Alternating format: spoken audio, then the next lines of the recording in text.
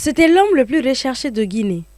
Le colonel Claude Pivi s'était échappé de la maison centrale de Conakry le 4 novembre 2023 grâce à un commando armé dirigé par son fils Verny Pivi.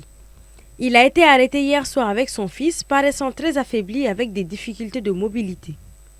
Selon les médias guinéens, Pivi a été extradé vers Conakry dans la nuit du mardi au mercredi, mettant fin à plusieurs mois de cavale. Pivi est dangereux. Il est vraiment dangereux pour ceux qui le connaissent.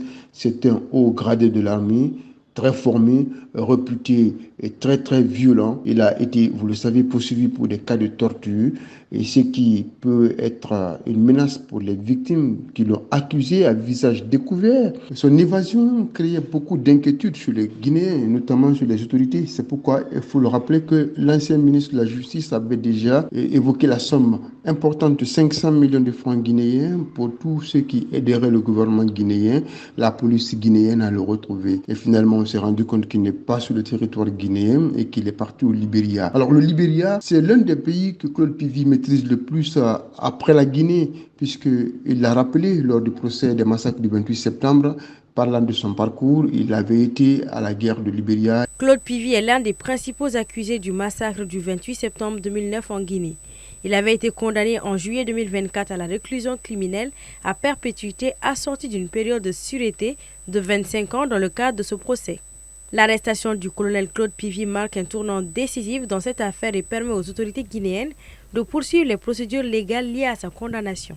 Donc son arrestation va mettre un peu de climat de tranquillité dans la tête des autorités de Conakry. Mais cela aussi va impliquer certains changements, bien qu'il a été condamné dans ce dossier de massacre du 28 septembre, mais qu'advient son évasion et son fils aussi qui a été indexé comme étant le cerveau de cette évasion du côté de la maison centrale.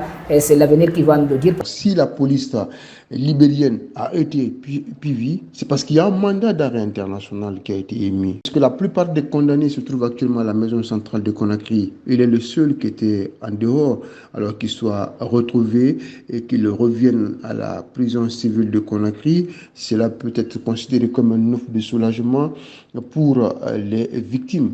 Claude Pivi, âgé aujourd'hui de 64 ans, a d'abord eu une carrière sportive dans le karaté, disputant notamment les championnats d'Afrique dans les années 1980.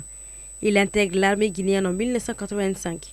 Sous la présidence de Lassana Conté, il est sergent-chef du bataillon autonome des troupes aéroportées. Il est nommé Premier ministre par décret présidentiel le lendemain de la formation du gouvernement de cabinet Komara le 31 décembre 2008. Il devient capitaine en avril 2009. Le 31 juillet 2024, colonel Claude Pivi est reconnu coupable de crimes contre l'humanité dans les massacres survenus en 2009.